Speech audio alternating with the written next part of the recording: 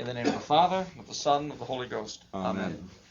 Our Father, who art in heaven, hallowed be thy name. Thy kingdom come, thy will be done, on earth as it is in heaven.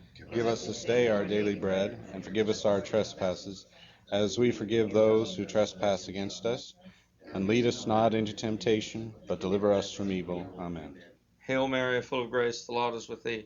Blessed art thou amongst women, and blessed is the fruit of thy womb, Jesus. Holy Mary, Mother of God, pray for us sinners, now and at the hour of our death. Amen. Glory be to the Father, and to the Son, and to the Holy Ghost. As it was in the beginning, is now, and ever shall be, world without end. Amen. In the name of the Father, and of the Son, and of the Holy Ghost. Amen. Amen. Well. You know, I'm feeling musical tonight, Bill. I'm feeling absolutely celluloid. Well, cinematic, you might say. I think so. Maybe full spectrum sound. I've got one thing to say to that. What? Hooray for Hollywood! La la la la la la Hollywood! Every shot mechanic can be a panic. Come on, everybody! Hollywood! Da da da da da Hollywood! Well, fine. It's a song. Everyone knows the tune, but nobody knows the words. Well, not only that. You remember in the grand old musicals in the 30s and 40s, you and I would have burst into a song like that. Not only would we have known all the lyrics, they would have known them all. Lyrics, they'd have stood up, they'd have sung, they'd have been perfectly choreographed. You know, we'd be tapping, and everyone would be tapping with us, and the girls and guys would separate into two lines, and suddenly it'd be feathers. Very colorful sets would be coming down behind us. And all heavens. Spotlights, the whole bit, yeah. It would be great. Yeah. It didn't happen, though, tonight. No, well. Last week it did. Yeah, well. We had a different audience then, I guess. What? This audience is looking very nervous. Well, they're looking nervous because we just broke the rules. We have a long-standing rule that we don't break into song and dance routines at the drop of a hat as a rule. But tonight, much as we'd like to, we just don't. No, but tonight we violated the law because tonight we're dealing with Hollywood. Da da da da da da Hollywood. Now there's a topic for you. This song was composed. No, not dealing with the song. We're dealing with the concept. London is a place, but Hollywood is very definitely a concept. Well, it's also a place. Yes, it's a place. Oh, yes, it's a place. Hollywood, ladies and gentlemen, is the town where the professor and I were raised. Well, you were raised. See, we're going to get very sentimental now. You grew up in Hollywood. Indeed, in the house of Criswell. But I, who am a few years your senior. True, 7 to be exact. Remember a time when my grandfather lived a half a block from Hollywood Boulevard, on Whitney. Yes. And if you looked from his apartment down to Hollywood Boulevard, you saw the Montgomery Ward. And when I was 5 and my brother was 9, and we'd go visit my grandfather in his apartment, we'd spend a weekend. And he would give us a couple of bucks and say, go have fun. Because he didn't know what else to do with us. So he said, go have fun. Can you imagine a 9-year-old and a 5-year-old with some money in their hands go charging down to Hollywood Boulevard and have fun? And boy, could you ever in those days. We used to visit the magic shop. And there was the Egyptian theater. And the Chinese, Grauman's Chinese. Grauman's Chinese. But there were all kinds of neat little stores and restaurants all up and down Hollywood Boulevard. There was very little vehicular traffic because there just wasn't that many cars. And you could jaywalk all over Hollywood Boulevard at any time of the day or night, except maybe right around noon. Yeah. And no problem. And there used to be this funny guy that would stand on the corner at Whitney. He had that Wild Bill Hickok kind of That stuff was Wild Bill Tucker. I remember him. And he claimed to be the grandson of Buffalo Bill. Buffalo Bill. That's right. right. And if you went up to him and you pulled on his, whatever that stuff's called, the hanging down stuff. The fringes. The fringes. You pull on his fringe and you say, do the turkey call. Do the turkey call. And he would And he'd let out this scream that you could hear echoing all the way down to Grauman's Chinese and back again. It was wonderful. And people would stare. He called himself the official greeter of Hollywood. And he was. And he was indeed. And he had another deal he pulled. He was sort of a semi-voice thrower. And he'd say, "So, what's your name? Charles, eh? Well, a friend of yours is up there on that building across the street." So, "What?" You go, "Charles, look over here." And only he, through his voice, it sounded a little bit better. We're getting real sentimental and nostalgic. But, you know, that period that we're describing, late 50s to mid 60s, that was the last time that Hollywood the place had any connection to Hollywood the concept. There were still big premieres at Grauman's Chinese Theater, which hadn't been renamed Mann's Chinese Theater.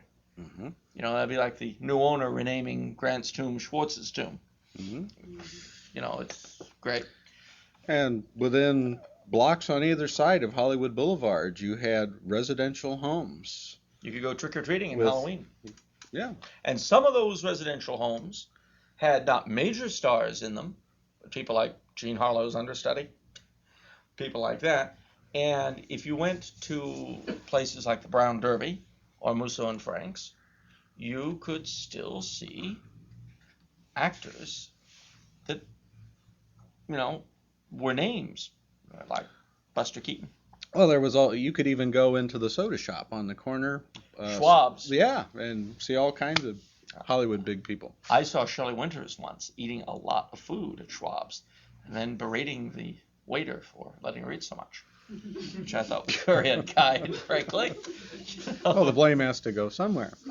It was very sad. But now, how many of you are familiar with Hollywood today? Hands go the up. hands go up. Would you hand a 9-year-old and a 5-year-old kid some bucks and say, "Go have fun on Hollywood Boulevard"? If you didn't like them and you wanted them to die. If you didn't like them and you wanted them to die, okay. Well, babysitters, take note. Yes. Sad thing is, the lady who spoke works for the Hollywood Chamber of Commerce, but you should hear what people who don't like the place say. Well, Hollywood has become a bit of a dump. But A bit of a dump. A bit of a dump. all right, so it is a dump. Used But to be elegant. It did used to be elegant. It did. And yet, in a weird way, I've told you that Hollywood the place and Hollywood the concept no longer have any connection. This is true in the sense that, except for Paramount, you don't have major studios in town anymore. I remember when Columbia closed and things like that. Mm-hmm. But oddly enough, Hollywood the concept has degenerated in the same way that Hollywood the place has degenerated. Now, perhaps part of the degeneration has been that the place and the concept don't have much in common anymore, but they've both degenerated. I mean, Actually, I think they have a lot in common. But but it's not connected now. no, They've it's degenerated the same way. Well, in the same sense that one city dump is like another city dump. Yeah, They're very connected. in that sense. The methane, But there's no tangential connection between them anymore. Okay, well, Hollywood the concept. Yes, let's get to that. Okay, We would rather reminisce, but you folks would be bored, and so would the people at Radioland. Right. Okay, so Hollywood the concept. Let's go back a few decades. Let's go back to the golden age. Mickey Rooney and Judy Garland. Boris Karloff and Bela Lugosi. Clark Gable and William Powell. Myrna Loy and Claudette Colbert. Bing Crosby and Big Bob pres- Hope. Yes, all of them. Bob Hope's still around. Danny Kaye. Danny Kaye. That's right. Gail Sondergaard. When was the last time you thought of her? Vivian Leigh. Leo Gorcey. Yeah. And Hunts Hall. Hans Conried. Fractured Flickers. No, that's not the golden Oh, age. sorry. Never mind. Anyway, point is, these people were what? They were stars. Stars. You know what MGM used to say? There are more stars in our lot than there are in the heavens. Mm. And you know something, ladies and gentlemen? Although we know now, through 20/20 hindsight and biographers, that many of these people led lives that were, how does one put this nicely? Decadent. Although a number didn't. I mean, people like Jimmy Stewart and what's her name, Jeanette MacDonald and so on, had lives that by any standards were fairly regular. You know, got married and stayed that way, and were considered even in the 30s and 40s to be sort of odd ducks in Hollywood because they stayed married to the same people. Nevertheless, they gave you a sort of image of glamour, even when they were out on the town. Not just in those wonderful movies. If you hopped into Ciro's or the Brown Derby and you saw Clark Gable and Carole Lombard, you know what? They did their best not to break the illusion. So that if you actually saw them as real people, you would immediately connect them up to the folk on screen, to the glamorous images they portrayed. Now, of course, in real life, this had a sort of toll. Clark Gable frequented houses of ill repute. And when he was asked why he did this, he said, it's because it's the one place I don't have to be Clark Gable. Okay, but there was also, well, let's get up onto the screen. Let's get up on the screen. Oh. The screen, the big silver The big silver screen. Okay, what kind of movies did they used to make back then? Musicals. We've got a number of genres. Okay, let's go on. Okay, there were the great musicals. Yes. Strike Up the Band. And the band went on strike. And no, that was a later remake. The TV miniseries. Okay. Then we had westerns. Yes, westerns. High Noon. Yeah. Do not forsake me. Oh, never mind. Okay. Then we had, what else did we have? Horror pictures. The horror pictures. Those are my faves, of course, but Dracula. and Frankenstein, Wolfman, The Invisible Ray. all that stuff. Okay, so that was a genre. Then we had the great dramas. Yes. Grand Hotel. Dinner at 8. Death Takes a Holiday. Paper Moon. Who said that? That was not the same period. One of the problems with having a much younger audience than yourself, and I'm not that old. Yeah, all those things like God with the Wind and What's Up, Doc? It's all. It all gets. And anyway, we were saying. Okay. So mysteries. Mysteries, the Sherlock Holmes movies, That's right, and all the noir things. You know, Philip Marlowe and all that. the Thin Man, Maltese Falcon. and so on. Let's see, what else did we have? War movies.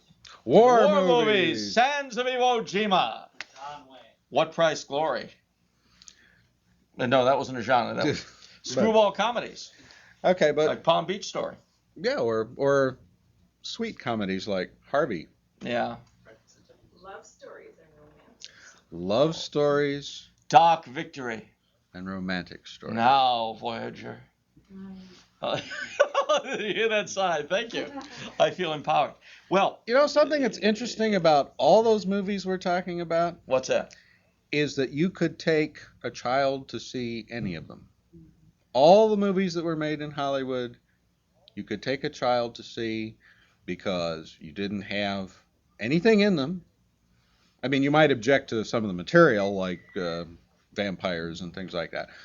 But in terms of the language used, what you saw about people interacting, men and women interacting, you could take a child to see them, and they wouldn't be any more shocked than what they'd see at home. They might be bored if you took them to see Camille Well, or Tondaleo, but they wouldn't be horrified. There's nothing you'd be afraid to show them. Now, it hadn't always been that way. Up until the early 30s, movies were getting sort of racy, and you see some of these really old movies, and they're even at its worst pre-Hays Code, it was nothing to compare with what we have today. But the Hays Code was put in about 1933, 34. It was put in because things were they considered getting a little bit out of hand. You were starting to get kept women in movies and things like that, and that was now, mind you, even when they had kept women, it was suggested in such a way that if you weren't an adult, you'd never get it, But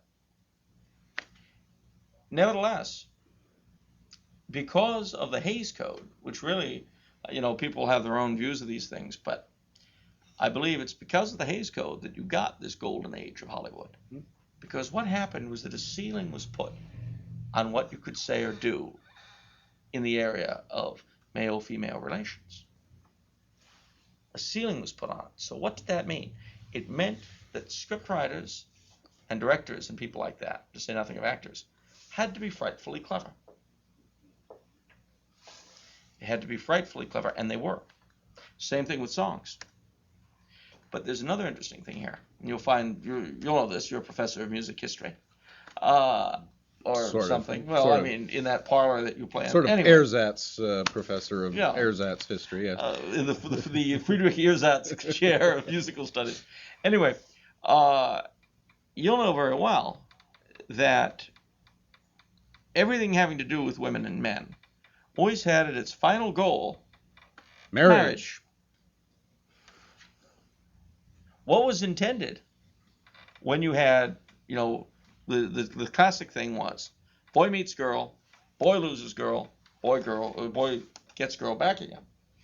All right. What was the purpose of his getting her back again in the end? Marriage. Now, those two things, marriage is the tail end, and the whole cult of romance, because, you simply couldn't portray a great deal of sexuality. Were these things the creation of the movies? What do you say, Professor? No, state that question again. Oh, that's what your students always ask you. Yeah. Can I have that again? All right. In the movies, as in the popular songs, because marriage was at the end of every male-female relationship, and because you couldn't say a great deal about sex, so romance took its place. Honeymoon, rendezvous, dancing until dawn, doing the Continental, all that stuff. Was this the creation of the movies? Did they make it up? Well, I don't know that they made it up, but it was certainly a reflection of the times. Reflection of the times. So, let me put this another way. I've spoken to veterans of that period, people who lived in those days. Reminds me of a cartoon I saw once, this really old man pointing off into the distance. And the caption is, "It was hell, recalls former child." But, you think of an old person, never mind. Anyway, having asked a number of veterans who lived in that era what things were like, well, there was a great deal of romance about, you did take your best girl out on a Saturday night and all this, just like the song said. Well, like you take the two-word phrase, making love. Ah, yeah. Okay? That means something very different today. Back then, it meant courting. Sweet talking, taking a girl out dancing. Yeah, flowers, All that dinner. stuff. It did not mean Whatever what it it's means come to now. mean. Right. It didn't mean that. And in the change of that phrase, those two little words, you see the whole history of American culture in this century. Now, go back to the question. Did the movies make this happen? Or did society make the movies happen? No, don't say that. Don't you ever say that. Why? Well, Oh. Then that would make us responsible. And we can't have that. that's the problem. That's the problem right there. Because you see, let me put it another way. As you know, I'm a terribly moral person. Don't snort. And as I was about to say, before someone snorted, as a terribly moral person, I never listen to today's music. And I never watch today's movies. Never. The theme from Star Trek is coming in over the PA. Well, No, it was Pinocchio. but all of this being the case, I can look back to those movies and say, aha, they had wonderful movies then. They have really horrible movies now. Movies that normally would be terribly innocuous, that'll put things in just to get an R rating. And you can always tell. Saw a movie called We're No Angels. I reviewed it for the National Catholic Register. And there was, you talk about an egregious scene that came from nowhere and went no place. And it was done, it was here and it was gone. And I knew it was done just to get an R rating.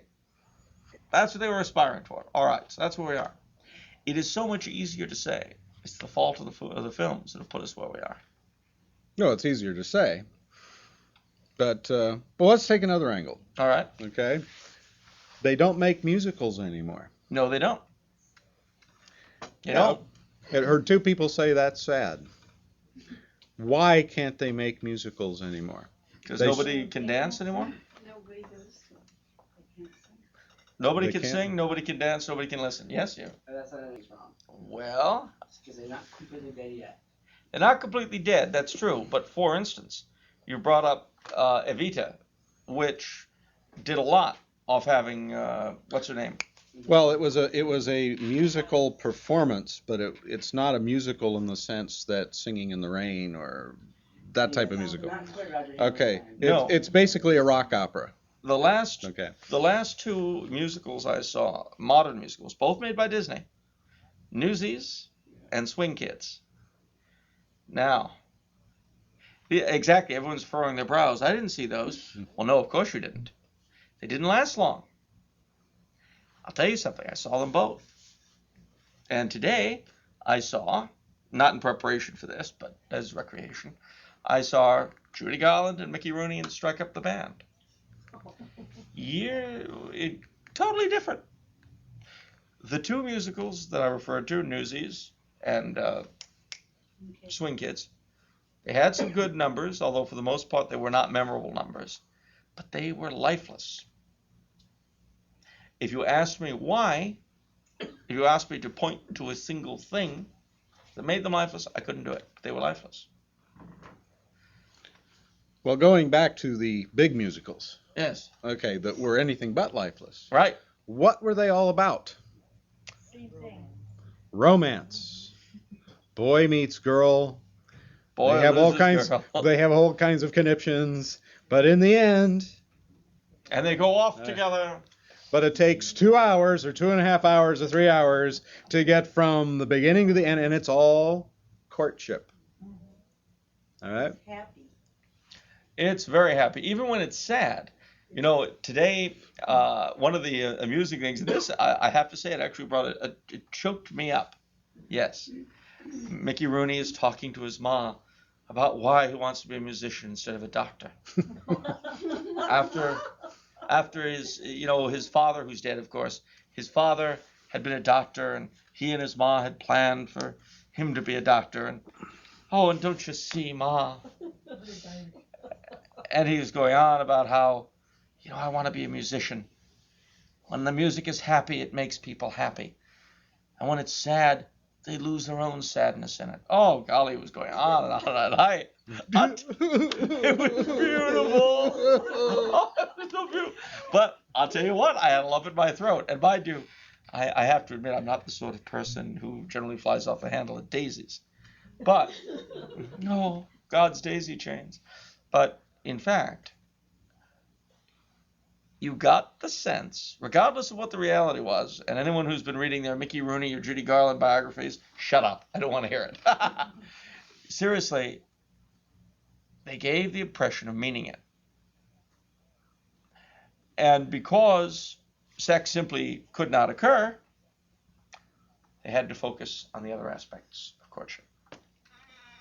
And they did. And you know what? Hmm? It was believable. Yep.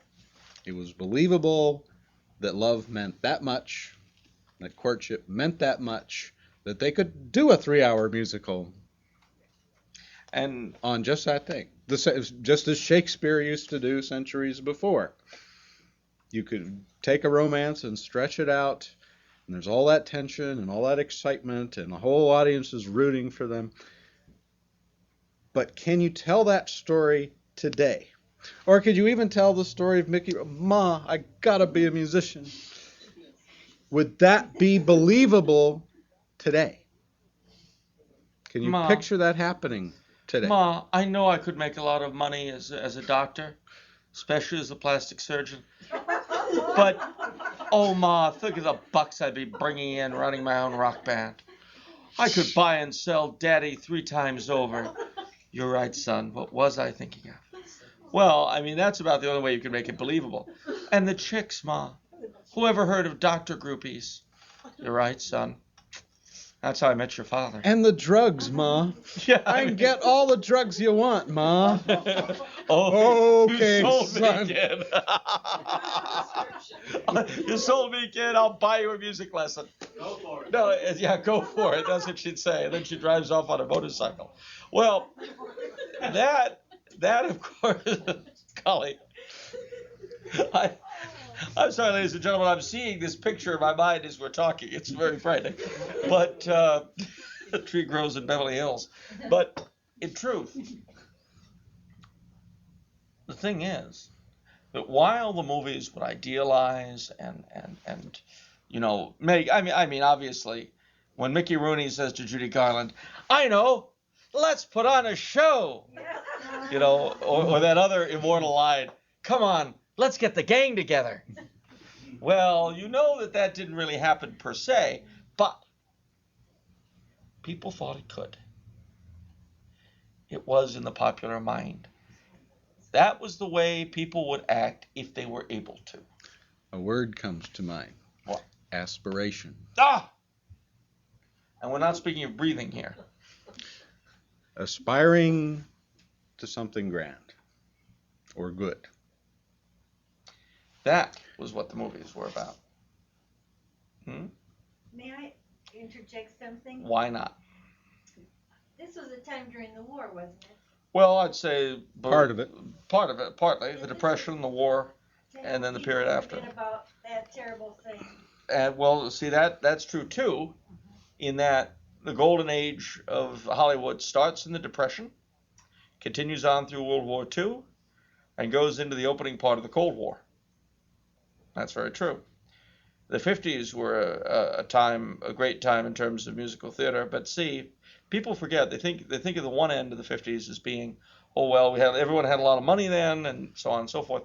But they forget that it was also a period of a great deal of social change, and it was a period when we had the Cold War going, great guns, and so, for instance, You also had the Korean War. no, that's true. You did have the Korean War and the great fight against communism all across the world, and so on.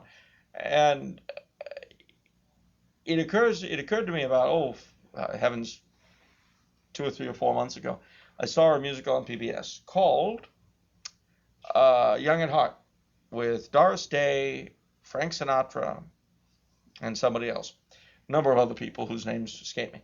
But this was a cozy movie. It was all about courtship, but it was the most conflict-less musical I've ever seen. There was some conflict, threatened suicide, things like that. But Minor things. But it was very comfortable. I mean, it made me feel like curling up around the fire with hot cocoa. It was that kind of thing. And the funny thing was, I read a review of it after I saw it in one of those video guides, and it called it a Roses Round the Door musical. And I thought, yeah, that's a great phrase, Roses Round the Door. Well, now, again, aspiration. The 30s and 40s, the aspiration was to glamour. In the 50s, it was partly to glamour, but a lot of it was an aspiration to sheer comfort. Yet, we don't have those aspirations today. That's why we can't make movies like that today. In case you're wondering what all this has to do with the faith, I think I better stop and put this I out. think we should keep them wondering. All right, well then we will. The faith comes in later, just so you'll know. Well, because there's something else I wanted to. You see, we're not just talking about musicals here. We're talking about something a little bigger than musicals. And we can't leave out monster movies and horror movies and how they grew and declined. Yes, indeed. Okay, and violence within them. Yes. Okay, so for example, way back when Bela Lugosi climbed out of the coffin. All right. Dressed very as we are. Interesting thing. The camera never showed him doing anything. No. You never saw him kill anyone. You never even saw him get in and out of his coffin. They would show the coffin, they'd show the lids start to open, then they'd go look at a window. or they'd look at the moon, and then they'd come back and the coffin was empty. All right? They were very, very careful about what they showed. You might see him approaching somebody, and a look of horror on the person's face, and then that's it. Change scene. Or even more violent movies, or at least where more violence is occurring, like The Wolfman. You did not see the Wolfman tear somebody to pieces. You may see them two silhouettes struggling, a lot of fog rolling around and stuff like that. And then you'd see them find the body, but you didn't see close-ups of the body either. You saw a leg looking and a down, hand. Yeah. and there looks of horror, and maybe a hand or a leg off camera. Yeah, and that was it. They left it to the imagination.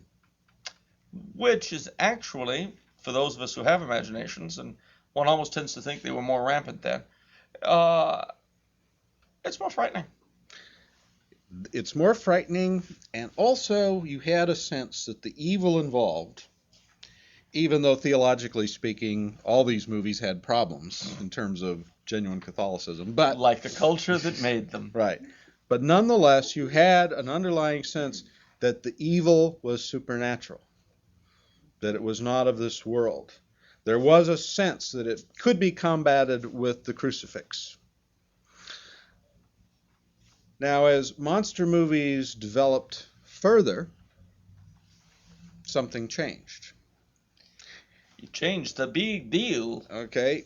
Within the same genre of, say, the Dracula movies, they became more and more graphic.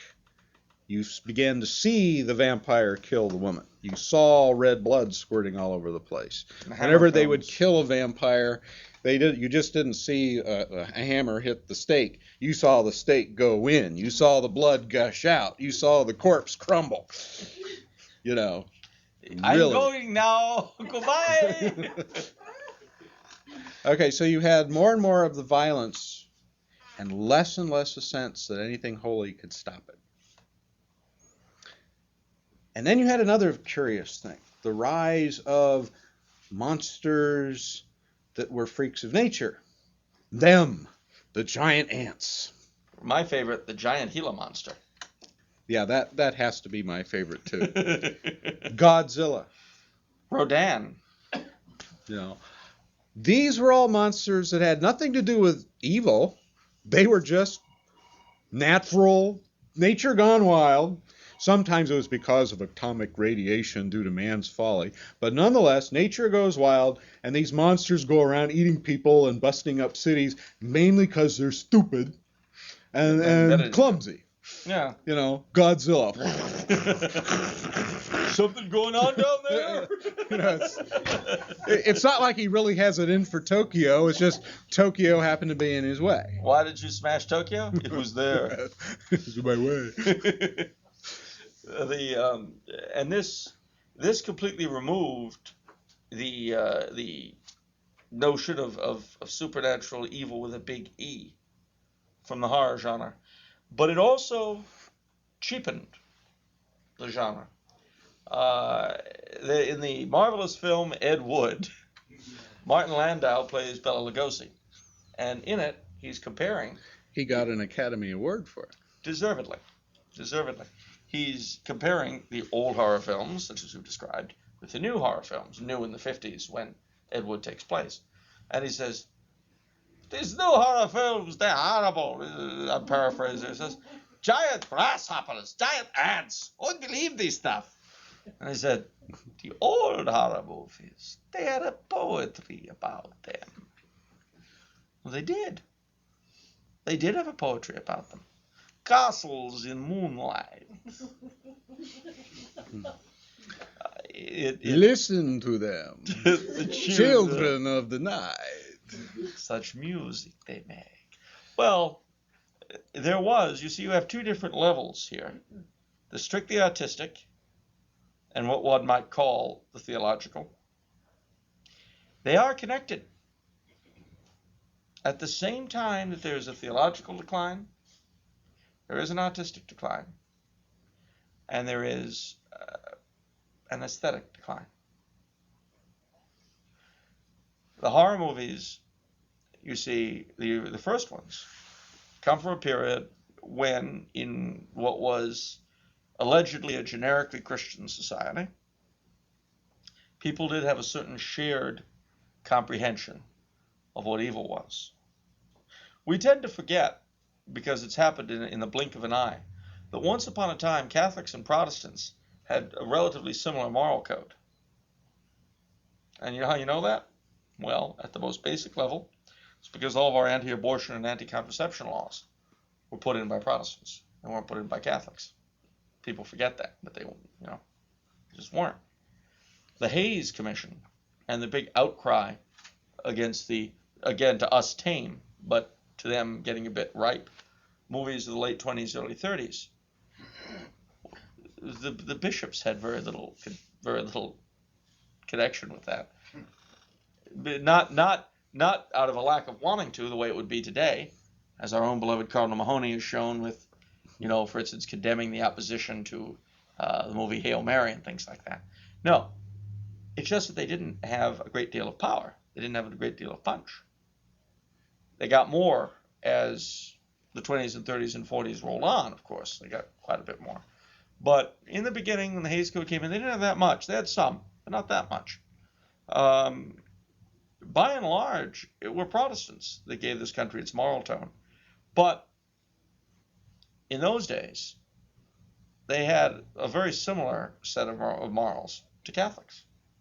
And that's why a movie like Dracula, which has a lot of Catholicism in it, was produced by a man who had no religion. He was a 32nd degree Mason. That was the closest thing he got to being religious. And whose background prior to becoming a movie producer was as a carnival barker. And I mean, his name was like Todd Fry or something like that. I forget. I can't think of it. But I've reviewed a biography of this man. I can't think of his name for the life of me. It's been driving me mad for a week. But nevertheless, despite all that, there was enough in the general culture for a man like that to make a movie like that a large audience could relate to.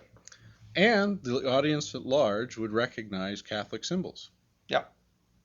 And even if they didn't believe in them, they knew about them and had some degree of respect for them, or it wouldn't have worked as a movie. Right. When Van Helsing holds up the little cross, and Dracula starts backing off, everyone knew what that meant. Yeah.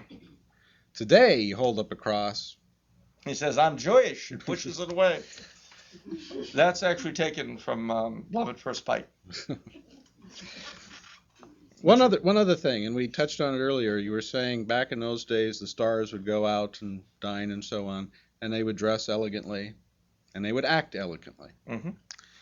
And I'm thinking of a couple of years back.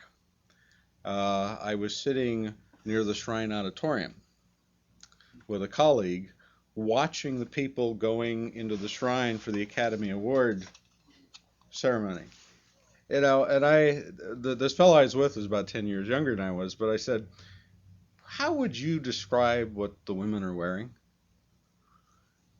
And he said, "Well, kind of like what prostitutes wear on Hollywood Boulevard." I said, that's a pretty good description. Yep. That's just what. And we're not talking about fans. We're talking about the people arriving who are the stars who are going to receive these awards and sit in the audience inside and get all the flashbulbs.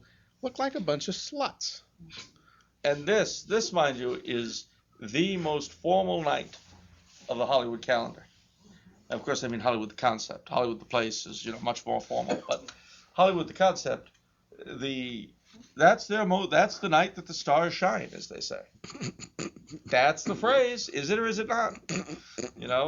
I mean, it's amazing. It's more like the ring starts turning green. And you see, it isn't just, it's a funny thing. On the one hand, yes, they dress like sluts, and that's immoral. But also, yes, they dress like sluts, and it looks awful. And yes, they act like sluts. Well, They talk like sluts. They quack like sluts. And when you see them interviewed on talk shows, they talk like sluts. There's no professionalism about them at all. One wonders what happens when they get in front of the camera, but the way they act in public. Okay, I think we're hitting this nail is being driven in. Well, there's one other genre I want to look at before Okay. we hop on to the other nail. Okay. And that, mind you, we are going to connect the dots here. Just to quickly review, though. We are talking at Catholic Treasures after all. Yes.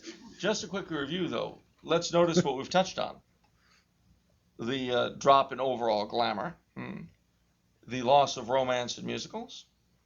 The loss of the sense of evil in horror movies. Decline of language. The decline, well, yeah, we've just touched on that. Mm. Decline of language, the decline of wit. Now let's zip over to mysteries. Mm-hmm. Film noir. Now, you've all seen things like The Maltese Falcon, which is generally held out as the big example of film noir. But there are a lot of others. The Big Sleep, things like that. Now, what these movies exemplified, and they were always pretty much the same deal. What they exemplified were, you've got generally a detective, sometimes a policeman, whatever. He's a fellow who lives in a very dark world where everybody is out for something horrible. And he, however rumpled he might be, has a code. He sticks by that code. He's in a world of darkness where everyone betrays everyone else, where nothing is what it seems, and he's going to keep his code. The classical case, of course, the Maltese Falcon at the end of the show, the murderess. Yes, I'm giving it away, sorry. A movie that old is kind of hard to give away. We say this, I finish it, then you hear this gasp, I was seeing it tomorrow. Yeah. Anyway, it was young Matthew over there, this is 3.5. He was about to see it. Anyway, the thing, it's spoiled for him forever now. The thing is that at the end of it, Humphrey Bogart says, when she says, "Oh, we could take the money, just keep me and we'll go off together and it'll be like a movie musical." He says, "Wrong genre." No, he says, I forget exactly, but something to the effect of, "I can't do it. Apart from the fact that you'd hold this over me the rest of my life, you kill my partner."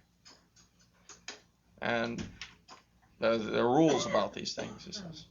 Even if you don't like your partner, and even if you love the girl involved, can't do it.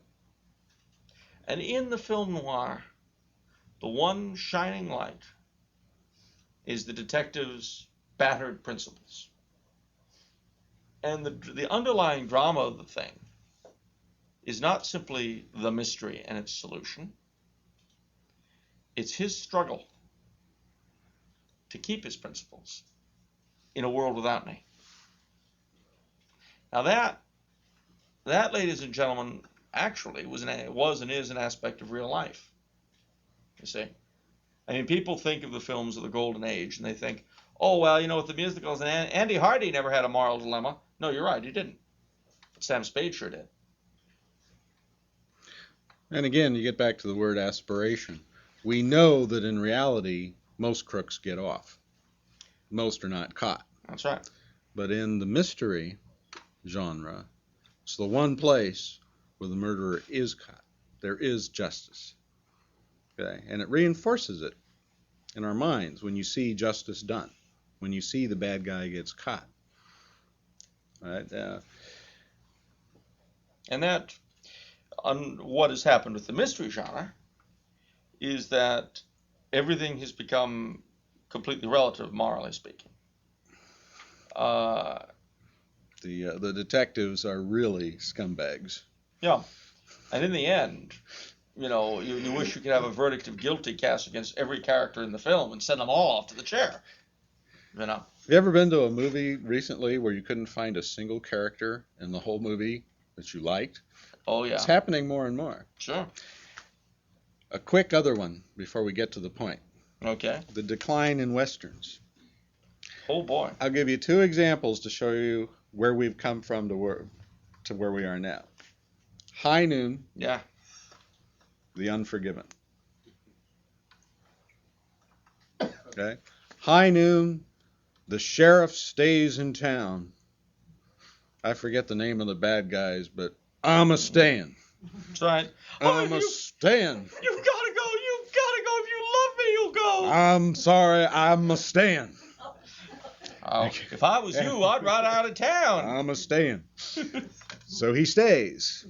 I won't give the ending away. All right, but here you have, again, a man with principles. Everyone in the town tells him, give it up, Fred. But he stands his ground. He's going to single-handedly, when no one else will help him, he's going to fight the bad guys because somebody's got to do it. And so what do you have there? You have aspiration towards some kind of nobleness of thought. You know, not only does he have a wife in there, but there's that Spanish lady that you kind of get the impression, well, if his wife left, well, he'd have something else, you know, but that's all beside the point. I'm a staying. That's right. Okay, The Unforgiven is a rather complicated plot, but if this is the finest Western we can make today, I mean, by the end of that movie, there isn't anybody that you like. There isn't anybody that did anything right. The whole thing, just Good title. I'd like to be the all forgotten. But, that's our new Western, the All Forgotten. if you haven't seen it, by all means, Don't. Haven't seen it, by all means, don't. But so Westerns, you see, you can't make a believable Western anymore either, because part of what a Western was the good bad guys shooting the bad guys. You save the gal, you know, and you marry her in the end. All right, given our end of 20th century values, all that stuff is considered, Passé. well, worse than passé. Like, huh? I hate it when witticisms are suppressed. What's cruel? Old-fashioned. More than old-fashioned. More than old-fashioned. They're considered. You know, it's hard to come up with the word that fits it. It's but definitely deader than King. schmaltzy. Beyond schmaltz. I mean, deader than King Tut. Deader than repulsive. Repulsive isn't bad. Well, look, if you folks are going to start free associating, the evening's over. Jabberwocky. Yeah, I mean, great. Well, that's Tweedledee. nice. Anyway, now the thing is that remember that in the Western, as in the mystery genre, the concept of honor is very important. Personal honor in the face of a world that's mad. That is really what both of those genres are always to a great degree about. Mm-hmm. Personal honor. Now, mind you, so far, once again, we haven't touched on great theological issues here too much. But these are reflections of greater things. You know, grace builds on nature. That's an old axiom. It's very true. Honor. Where there is no honor, it's impossible to put together either a good mystery or a good Western. Now, there's one other genre I'd like to look at, and that is one of my all-time favorites, the Screwball Comedy. That was a very tremendous genre, one of my favorites. Let's see, is it the flagon with the dragon or is it the vessel with the pestle? You could take something like that and do a scene 10 minutes long in a movie and everyone was right along with you laughing. And there'd be tons of wit in it. You know, there were things like, who's on first? Well, that was just slapstick. But I'm thinking of things like all the Thin Men mysteries were also screwball comedies at the same time. That's why they were so brilliant. Mm-hmm. Because so much of what was in a screwball comedy, remember, what was it made a screwball comedy? Well, you had a normal person in Fantasyland or you had a very strange oddball kind of person in a normal area. There was a great deal of wit. In fact, wit was a big part of Screwball Comedy's puns, and some of them pretty outrageous. Things like, in Palm Beach Story, which was the great Preston Sturgis, the heroine is going to Palm Beach to get a divorce. Now, she doesn't, of course. I'll tell you, virtue triumphs. That's one of the other things about these films, you know. Very often they would use something like getting a divorce, which was getting big in those days. And they never worked. The divorce would always get quashed. Almost always. And if for some reason they weren't quashed, it would just as often turn out they'd never been married in the first place. You know, it was like the annulment court was on a roll or something. Anyway, so in Palm Beach Story, you've got this hysterically funny deal where this woman is going down to Palm Beach, not to get a divorce, but to get prepped for divorce. She started the thing going. Her husband is, I think, Cary Grant. Could be wrong. Anyway, and he's chasing her down. He's going by another route to meet up with her and foil the whole thing. She is stuck on this private car. She's stows away aboard the Sunset Limited to Palm Beach from New York. And she gets stuck with this gun and rod club. And there are all these drunks shooting up the bar car. It's hysterical stuff. Again, you'd have to be there. The point is, they could take the most outlandish situations, you know, make them believable, make them funny, make them witty. There were all sorts of references, literary references. I was listening today again in Strike Up the Band. This is a quick jump to the musical, but they did the same thing in Screwball Comedy, in that they would have all sorts of literary references. There's a song Judy Garland sings in Strike Up the Band where she says, "I ain't got no body." And the constant refrain is, you know, Romeo had Juliet, but I've got no body. And she goes on and she says, Jekyll had Hyde. Now there's the classics for you. Jekyll had Hyde. She says, Abercrombie had Finch. But I ain't got no body. It's just going on and on. Well, again, that presupposed, where the Screwball Comedy presupposed, a certain amount of knowledge on the part of the audience. No, don't get me started on that. Well, I'm sorry. He teaches college. The brightest and the best. God. I learned years ago you don't make references to Shakespeare anymore at the college level because they don't know what you're talking about. Isn't it a new ice cream flavor? But I saw it at the mall. The thing is that there was also wit. Now, ladies and gentlemen, wit is a hard thing to define. But what wit really is the quick connection of concepts. And taking that connection and moving on. Well, you see, what's happened? What's happened with comedy?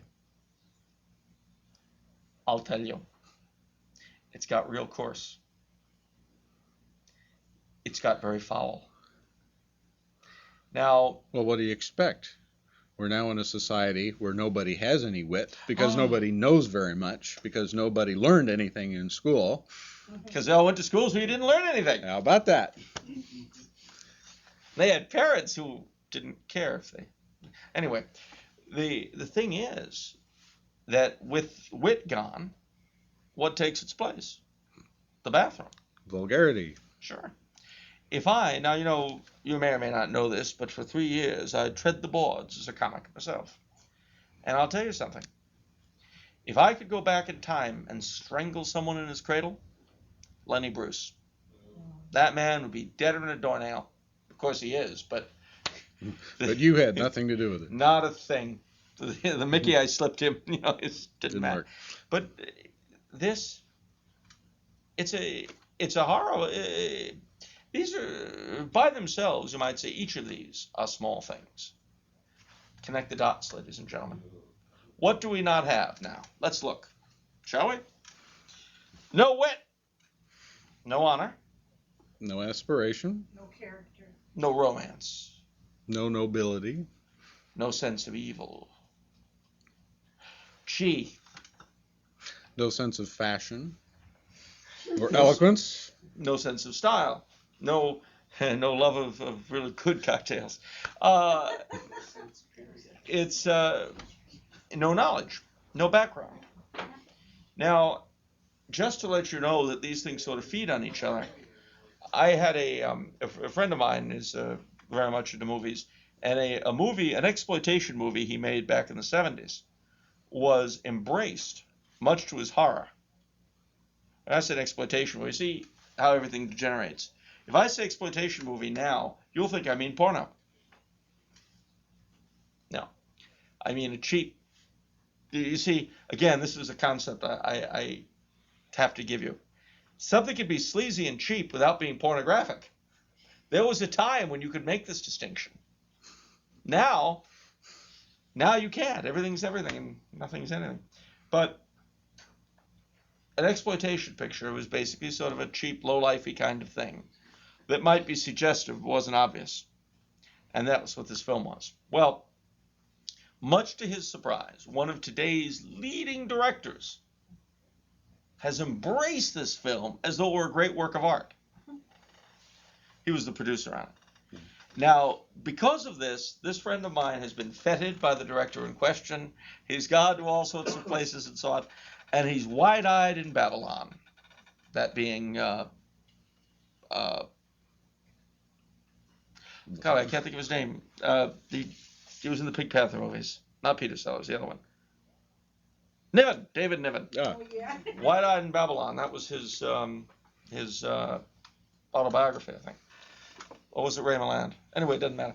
Point is, the point of the exercise is that he made this exploitation picture really just for money and all this. He never thought twice about it until his director thought it was just great stuff. And to the director, who's made a lot of big movies, cornered him one time. I was telling him, you know, that movie, it was such an inspiration to me. It's really what made me interested in the craft of filmmaking. And he's going on and on and on. My friend is like, you know, it's like you wrote a confession, a true confession article to make a quick buck. So you don't have confession magazines anymore. You can't. What's to confess? I know. It's be proud. Stand up for it. Get a spot on Springer. Geraldo. Oprah. But once upon a time, they had these things called true confession magazines. You know, like I married my grandson's dog or whatever. And the thing is that if someone told you, yes, you know, I read your article, I married my grandson's dog, and that's what made me a writer. Well, I'm so glad to hear this. Pay me my royalties and let me leave. Well, that's about the position my friend is in. Now, he and I were talking about this, and he was just, his mouth was down, telling me the story. And I said to him, the one thing you've got to remember is that this generation of filmmakers' only frame of reference is other movies. The great filmmakers of the past were pre-movie people. They were literary minded.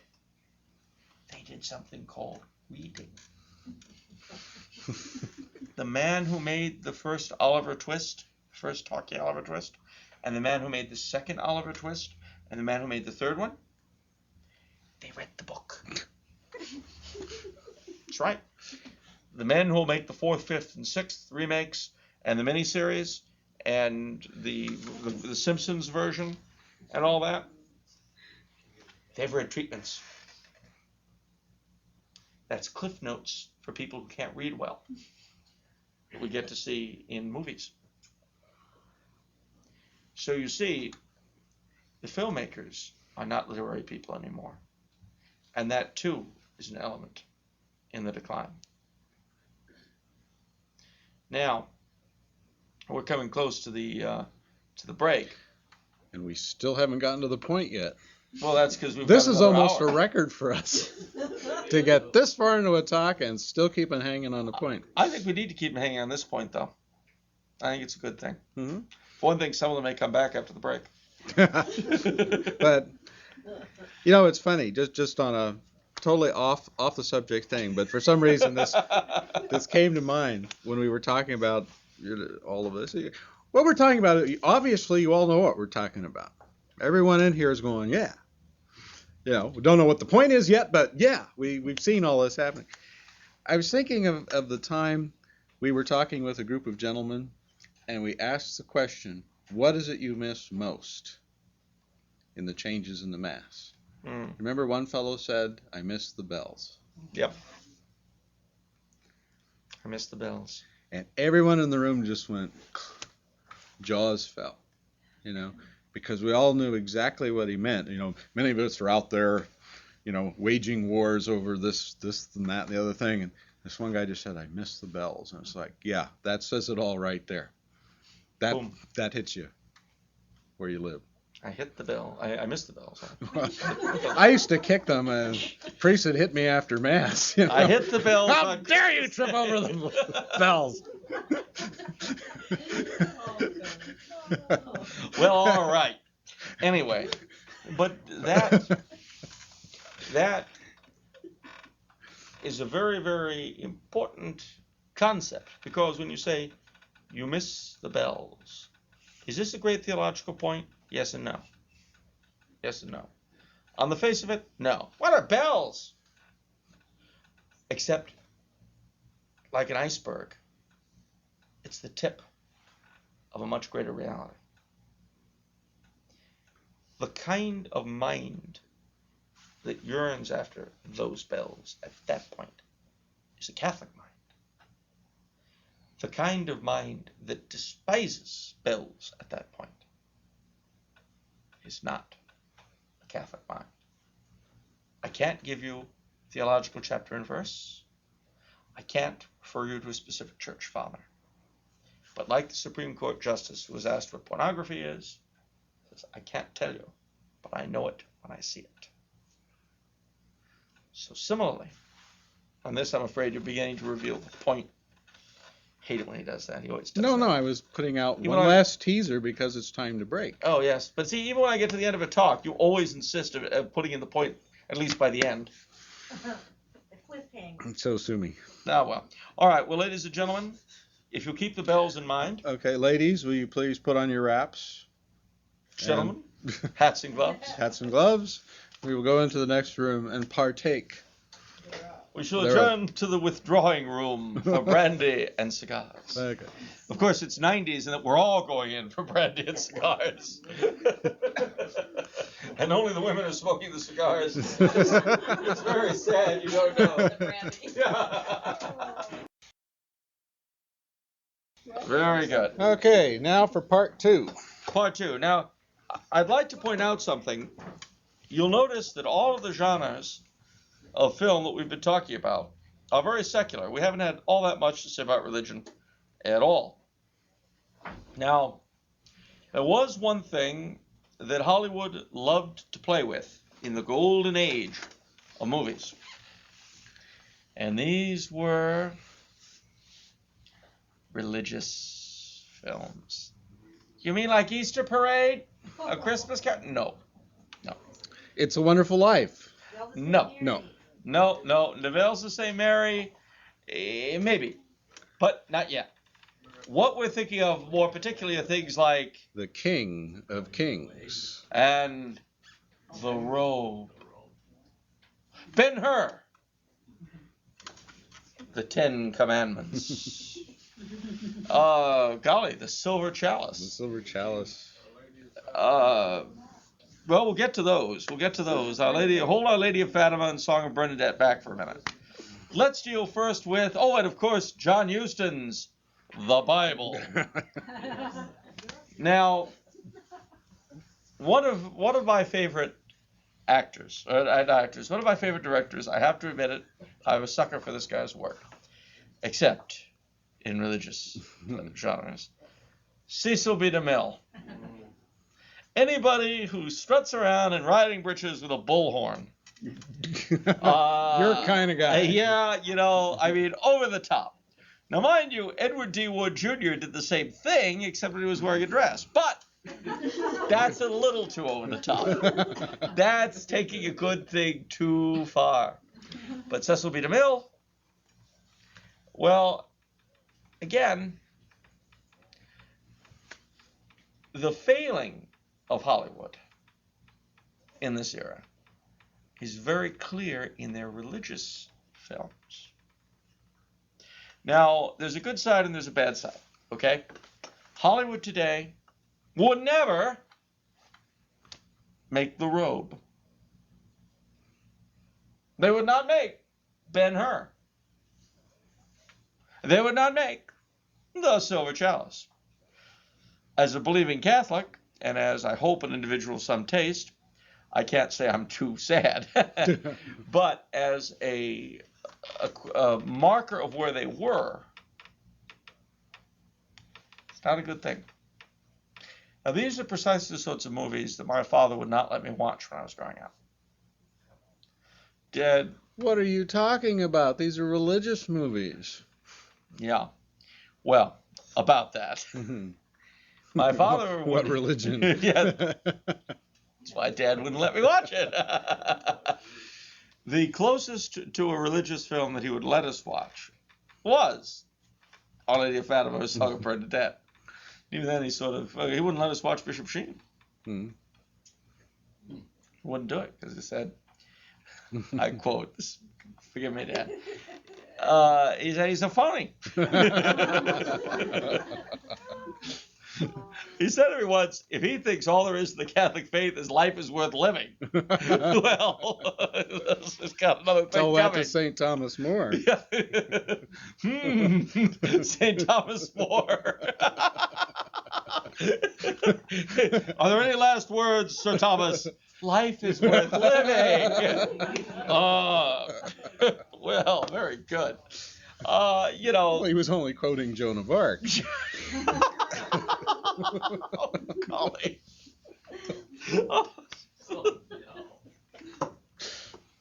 The visuals these is conjuring up for me are horrible. All right. Anyway, we'll try and recoup. Nevertheless, the weakness, of course, in these films is that theologically they were bunkum. I don't know how else to put it. It was all Christianity was all about being good. No, it wasn't even about that. It was about the universal brotherhood of man. Yeah, all right. And that was Christ's whole message. All men are brothers. You got It's funny, I don't remember him saying that, but that was his message. All men are brothers. Speaking of the robe. Oh, yes. Victor Mature really is one of the greatest actors ever produced in Hollywood. Apart from that, what was your point? Okay. Well, I don't know how many of you have seen the movie. It's a very soapy, gooey, drippy kind of movie. But it centers on a character that Richard Burton played, a Roman tribune who, through a series of circumstances, ends up with the robe that Christ wore. Now, there are some real deep problems with the movie, and the main one that comes to mind to me is the whole presentation of the Christians. You have St. Peter, who kind of looks like he just had a joint off camera, and comes in, he's just got this kind of the soapiest look on his face. And all the Christians, and understand, this is a time when Christians are being persecuted and butchered and all of that. But when they gather together, they're all just celebrating the brotherhood of man. Yes. They're not going to Mass. They're not going to confession. Nothing about anything Christ actually talked about. It was all this vague, gooey, drippy, universal love kind of thing. Caligula, I love you. I love you too. And the thing is, Christianity in its origin was a courageous religion. Not soapy at all. You can see that if you read the early church fathers. They did talk about love, but it wasn't gooey at all. It was It was praying for the soldiers that were killing you. Yep. That was love. And when you've got a group like the 40 Holy Martyrs of Sebast, who were soldiers themselves, and were all set out to freeze for their faith, and one of them gave in and left the number and said, okay, I'll burn the incense, let me out of this cold bath. One of the soldiers who were persecuting him went over and took his place. And that was very common in the accounts of the martyrs, that people who saw them were converted by their example. That happened a lot. Now, this was not, you could imagine this happening if you see an absolutely preternatural perseverance in faith. You could see someone being converted by that. But how about this? You get to be the Roman soldier. I'm the soon-to-be martyred early Christian.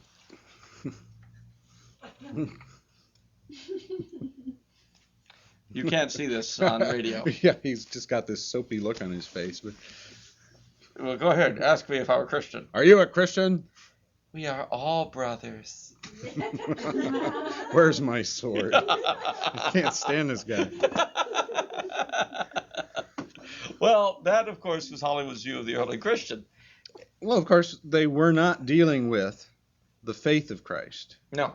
They were dealing with a myth of Christ. And of course, my favorite movie to bash is The King of Kings. Okay. The silent version? No, Oh, no, sorry. the color version. No offense to any Jeffrey Hunter fans, but and I've talked about this before, but bears repeating. 15 minutes into the movie, when Jesus goes up to John the Baptist refuses to baptize him. Now, not only is that contrary to what Scripture tells us, it's theologically wrong. There's all kinds of things wrong with it. If you don't believe me, go watch it yourself. He refuses baptism to Jesus, and then, just in case you think maybe that was an unfortunate edit, that somehow something slipped, a few minutes later, John the Baptist shows up at Mary's house, Mary, the mother of Jesus, and asks her why, or she asks him why he didn't baptize her son, and he said because he was without sin. That's what happens.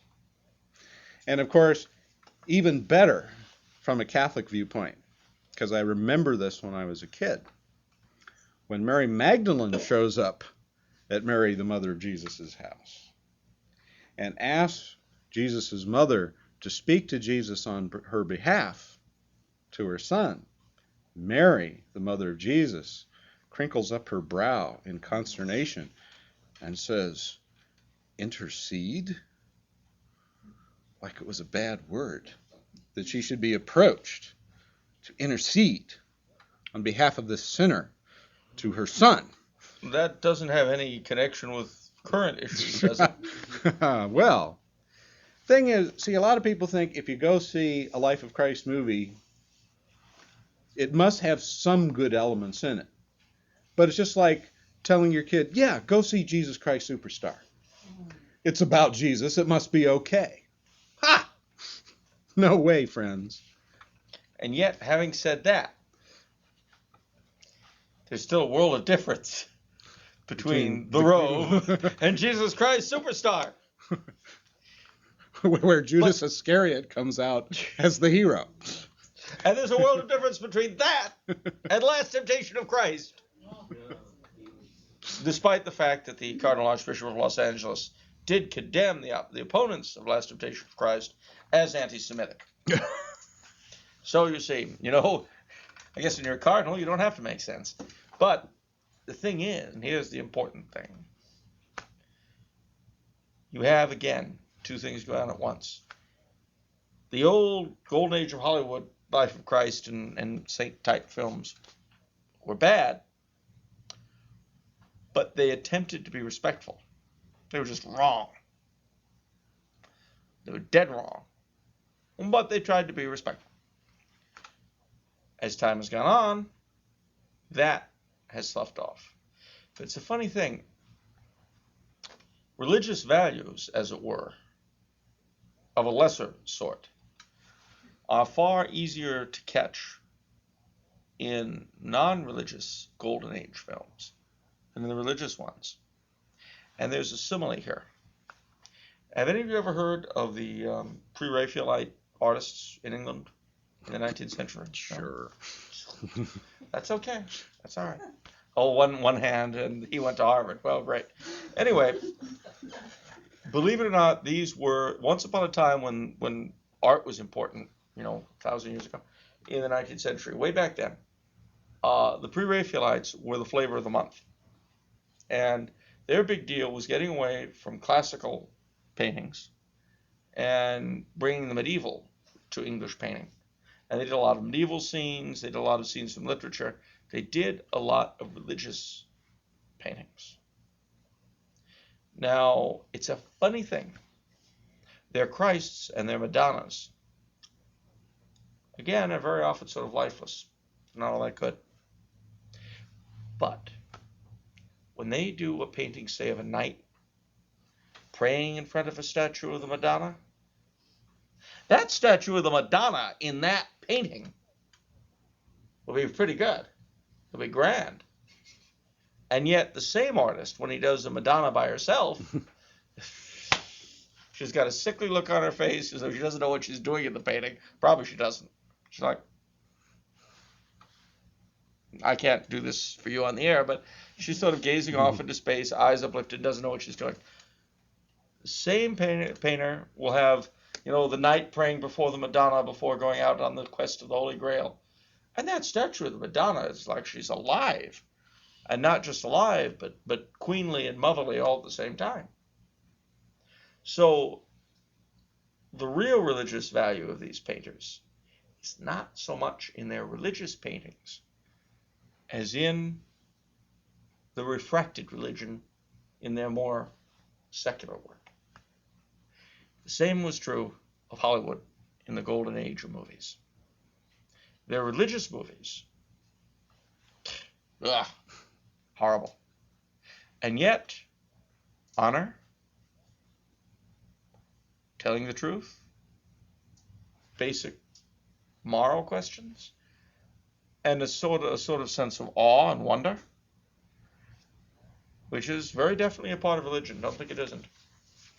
If you, as a Catholic, don't have a sense of awe and wonder at the sacraments, at the whole set of dogmas of the faith, if you don't have a sense of awe and wonder at that, you really need to think again about what you're doing when you pray. There's a phrase that somebody or other cooked up for it, numinosity, the numinous. It's mysterious, you see, and all bound up with yearning and wonder all at the same time. Well, now, Hollywood was able to get that across much better in its secular films than it ever could in its religious films. And I think personally for the same reason that the pre-Raphaelites were that way. Because without a really good conscious theological base, what you're left with is what's in your culture. And if, to the degree that your culture still retains some sort of Catholicity on some level, to that degree, that'll be reflected in your work. Your expressly religious stuff won't be so hot because your theology is mic'd up. But whatever there is of Catholicism in your culture that you've got will come out in your secular work.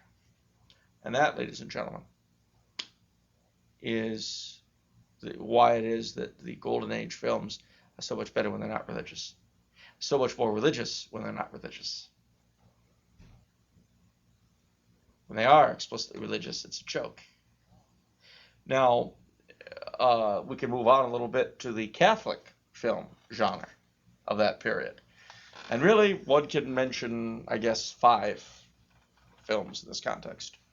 Song of Bernadette, your personal favorite. The Miracle of Our Lady of Fatima.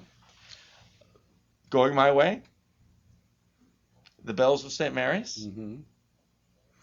Lilies of the Field. No. No, that's a little too late. I'd love to add Miracle of the Bells, though. Father Frank Sinatra. Again, a visual, Father Frank Sinatra. That was really hard to take.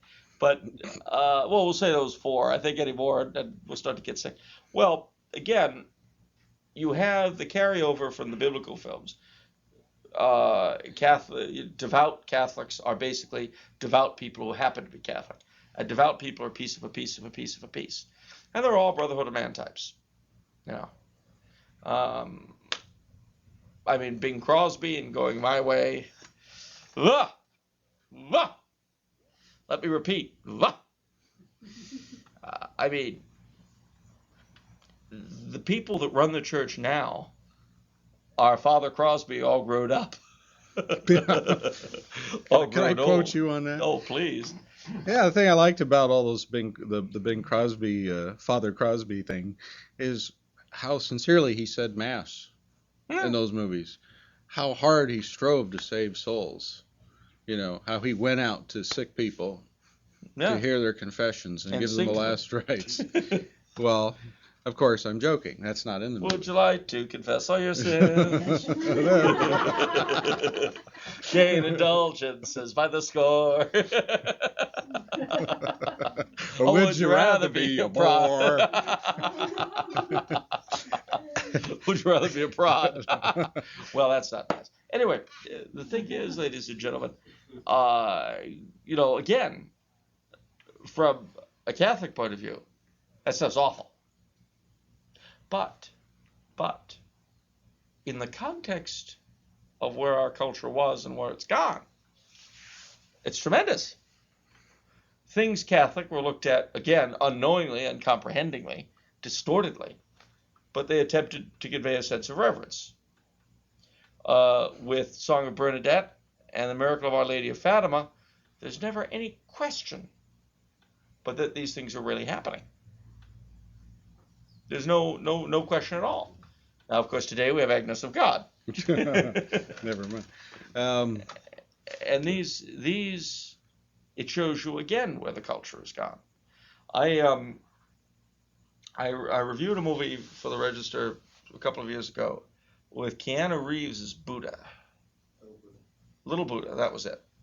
And in my review of that film, I wrote that Hollywood will make a big deal over Buddhism, and in fact there have been 3 or 4 films since, until they realize that, like Christianity, Buddhism does require something from its believers. And as soon as they figure that out, then we'll have movies like The Lama Sins. You just wait. Well,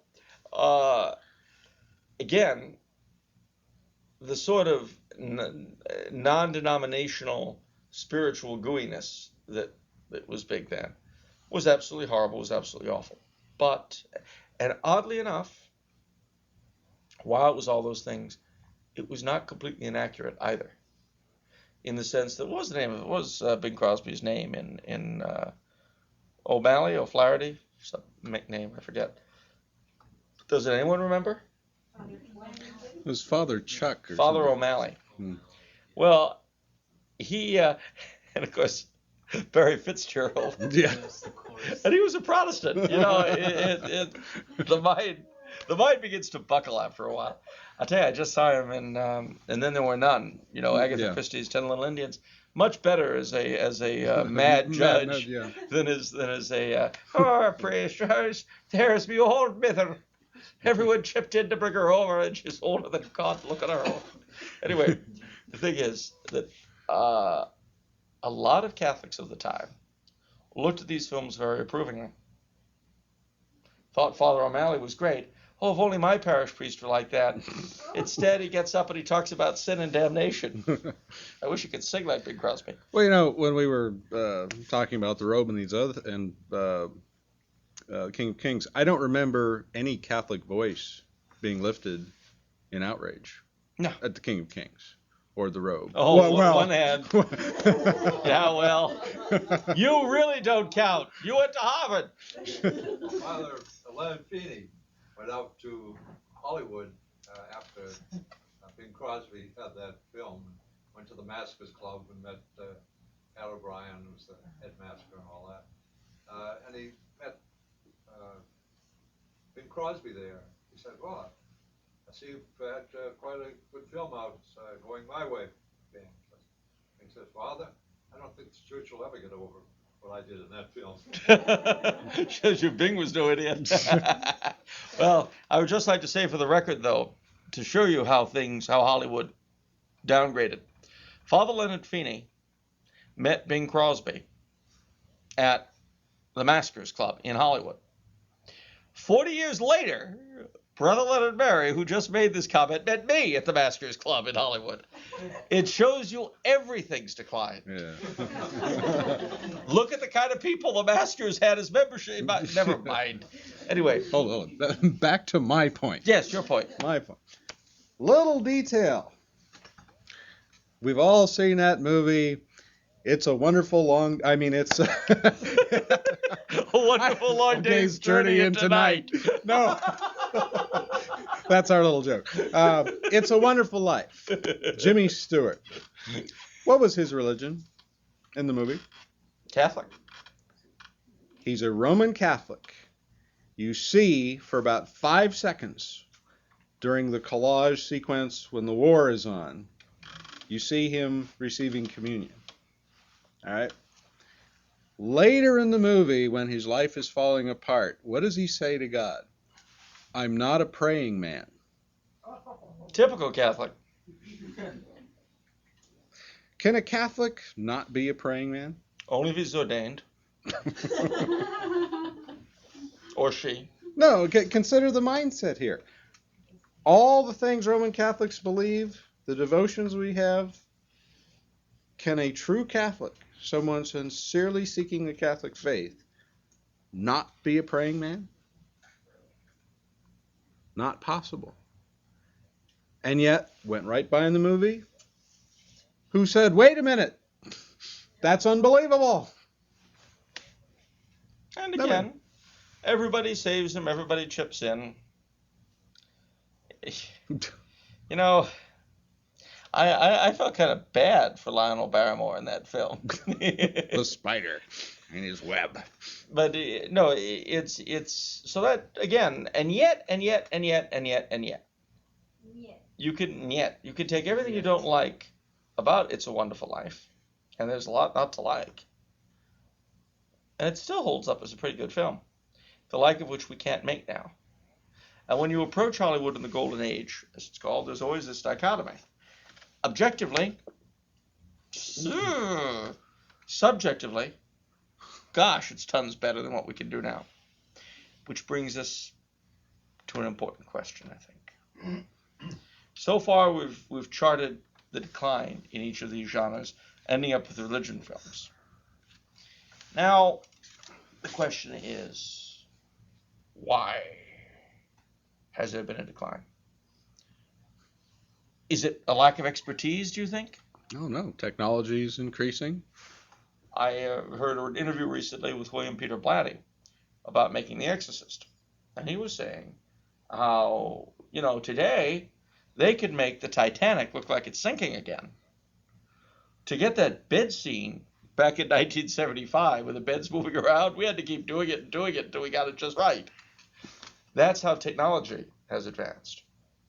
You look at some of these scenes, especially, and again, some of the horror scenes, some of the fantasy movies, so to speak, of that time, in the 20s and 30s, not 20s, 30s, 40s, 50s. Very primitive special effects. Very primitive. But they were still better movies. Another way of looking at it, at a time when we have the technology where we actually could do a lifelike, somewhat lifelike, Life of Christ movie. Indeed, we could. Is exactly when we don't. It won't happen. Yeah. Wasn't that a preview to what we have today? We're getting there. This blasphemy and all this stuff that we have today. All these people that pay their money, that contribute, they became part of it. We're getting there. Oh, please. We're getting there. Now, there are several ways you could look at it. I have, again, both as a film reviewer and various other things. I have heard, I've gone to many, many conferences on film put together by Catholics. And, of course, the constant theme you hear is Hollywood has corrupted our culture. You always hear that. But you know what the problem with that is? Did Hollywood make it a better culture in the 20s, 30s, 40s, 50s? Did the golden age of Hollywood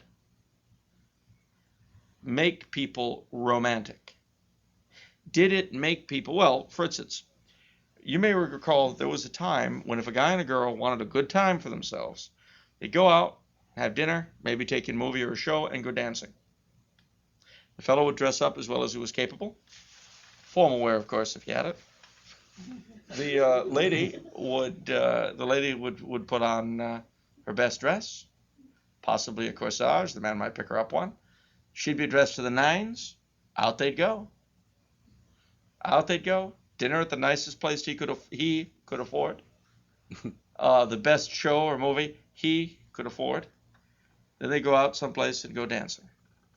Sounds like a wonderful movie. A wonderful movie, doesn't it? Did the movies have scenes like that and people imitate it? Or did they have those scenes in the movies because that's what people did, and so they reflected it?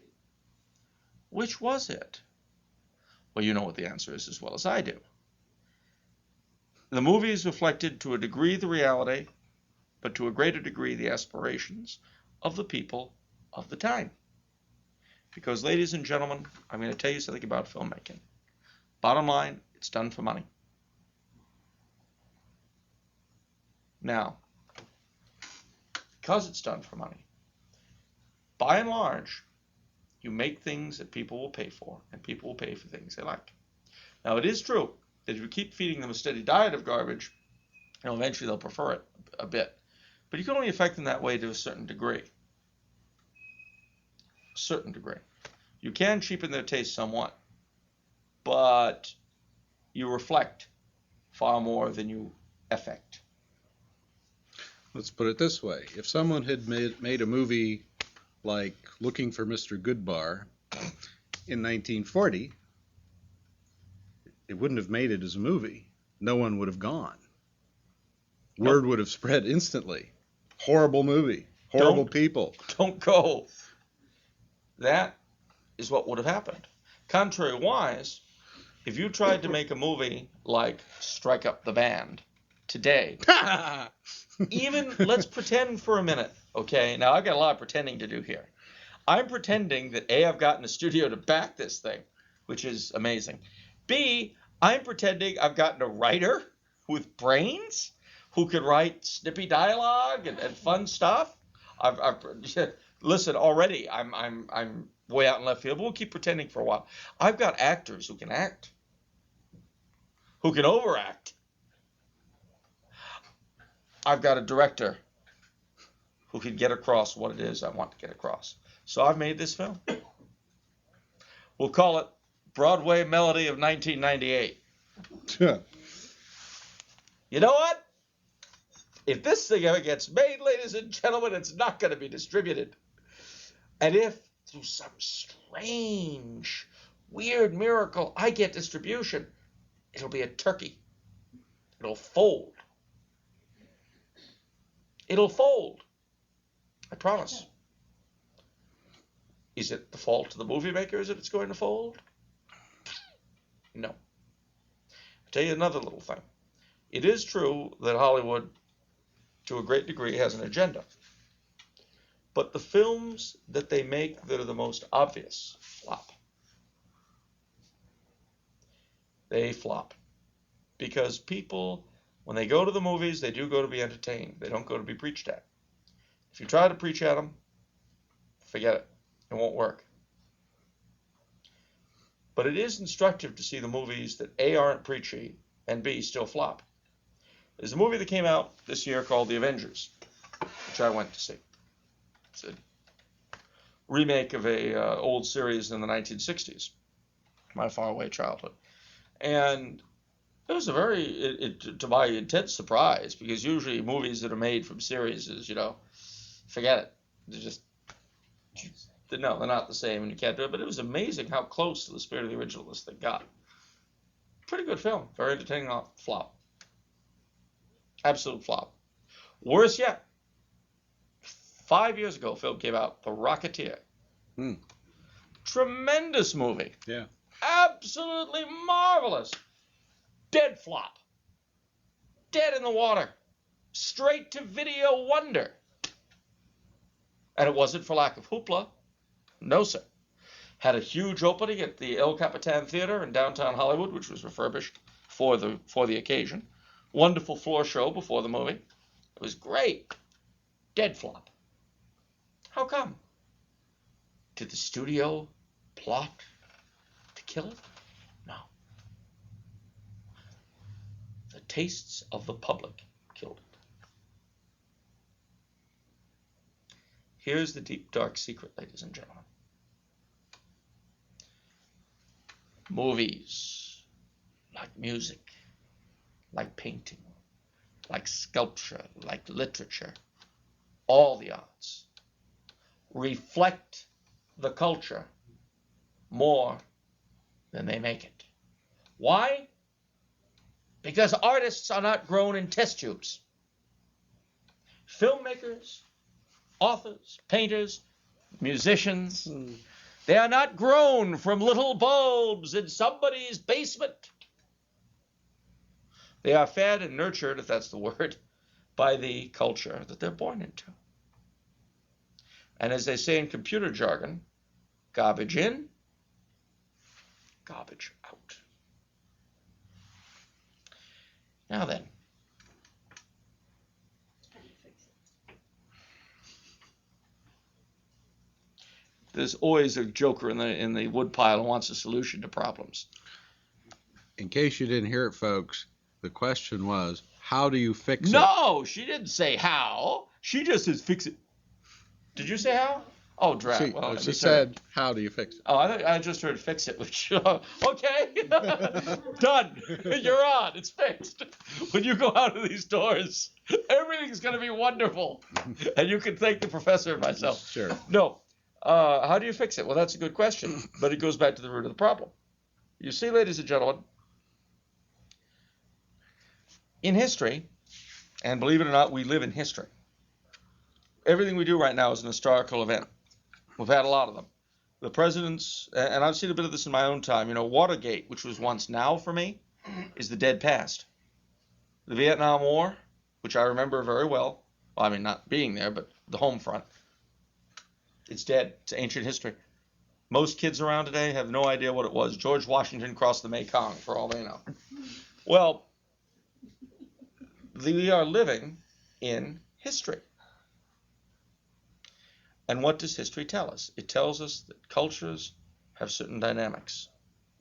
Things work out a certain way.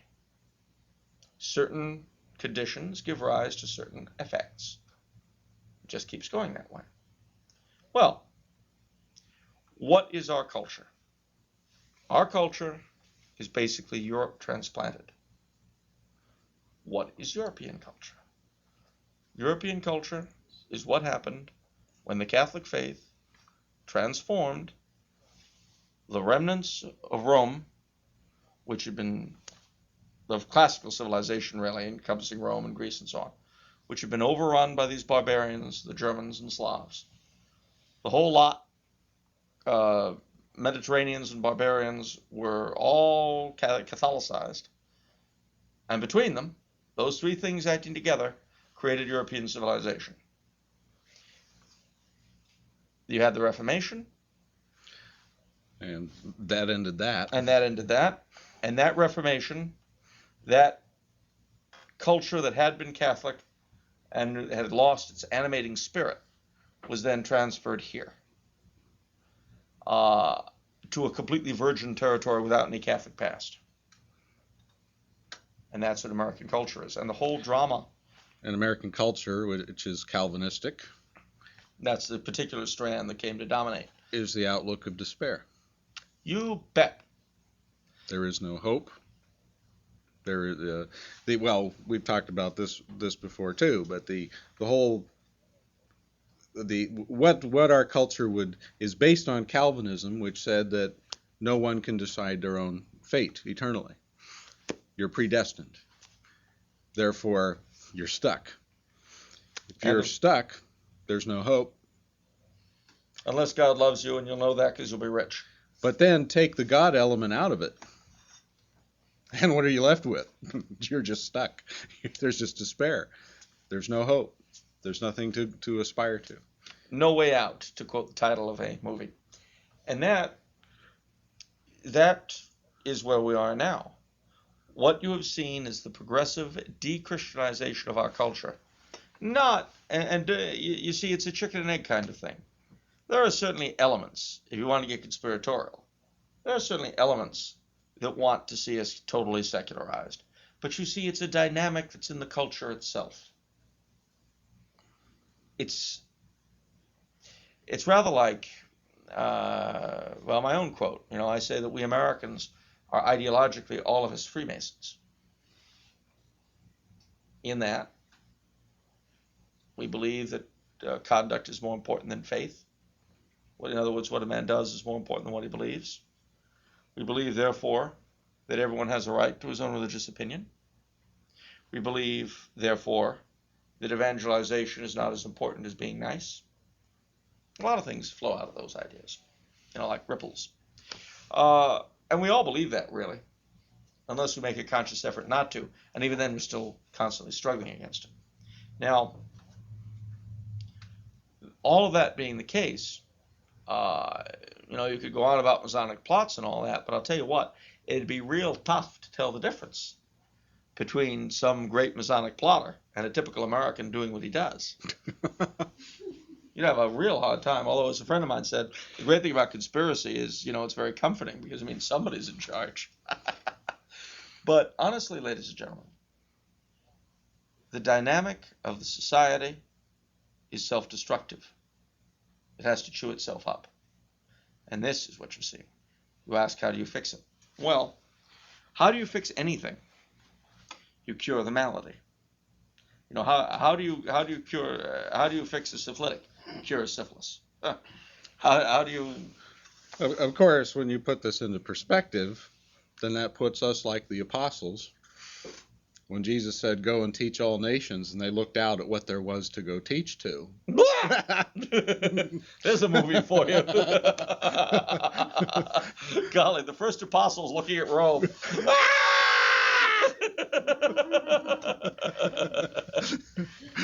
Well, there's a chore for you. But this is Proconsul Tiberius. He wants to murder you. Convert him. But if the church started that small once and conquered, it could happen again. But see, it can only happen if you believe in the faith in the first place and that you believe that it's necessary to believe in it. Do you really think the early Christians went around saying, it doesn't matter what religion you have? Of course. Oh, great Caesar. Your religion is just as good as mine. Your gods are just as good as mine. Different paths to the same goal. And of course, my all-time favorite, "O great Caesar, you have already the grace within you. You are baptized in desire." Isn't that what they said? Or, better yet, "Great Caesar," mind you, this is as he's being ready to walk out into the Colosseum, "I know that you are invincibly ignorant. See you in paradise." Well, great. Well, see you at the palace. I mean, this sort of mentality, in the immortal words of Dr. John Sr., reduces the crucifixion to a nasty wink. Why is Christ dying? What's going on here? What's the point? Because you see, this is in the end what it all boils down to. It's what it all boils down to. For crucifixion resurrection, the sacraments, which make available to us the merits of Christ at that crucifixion. All else, ladies and gentlemen, is secondary. Focused in on that, minor things are transformed. Honor. Honor is a virtue. But cut off from that crucifixion, it doesn't mean anything. The honorable samurai is going to fry in hell with the dishonorable samurai. He'll be better off, maybe, somewhat, a little, but you know what? It's still hell. Hell is hell. Hell is hell. Can I quote you on that one? You can. I'd like to see that on a sampler on my wall. Anyway, but you unite that. And one other thing you find, take your honorable samurai. He's a pretty rough customer.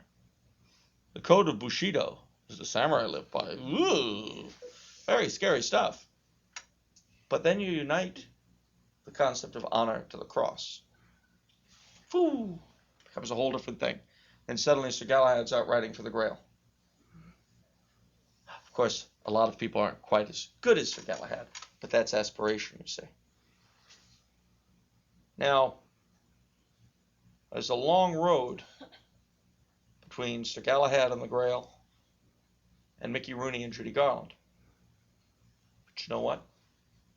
It isn't that long a road that Mickey and Judy couldn't kind of figure out what Sir Galahad was doing with the Grail. We today cannot figure out what Judy and Mickey were doing, let alone Sir Galahad. Him we don't know about. He's up on cloud nine. Because it's interesting that the concepts of good and evil, right and wrong, fair romance, and what constituted decadence didn't change a lot from the Middle Ages to the 1950s. They were speaking sort of kind of the same language. Although, of course, after the Reformation, it was, you might say, doomed to ruin. By its own dynamic. You know, things have to work out a certain way. It's like if you stay up late every night, you're going to be tired the next morning. That's how that works. And you do this a long time, you're going to lose your resistance to things and start catching all kinds of colds. See, that's what happens. You do certain things, other things happen. So, embarked upon the course that we've been on since the Reformation, we sort of had to arrive where we are. But at any stage earlier along the route, there's a sort of natural progression, you might say. In our day, though, it's as though we've jumped off the boat. We've almost come full term. Now, the question, people inevitably like to get apocalyptic at this juncture and say, do you think the end, therefore, is en route? Not necessarily. Because you don't know, and I don't know, how much more can be leached.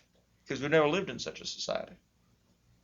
When abortion was legalized, I remember my father, he was just, this is it,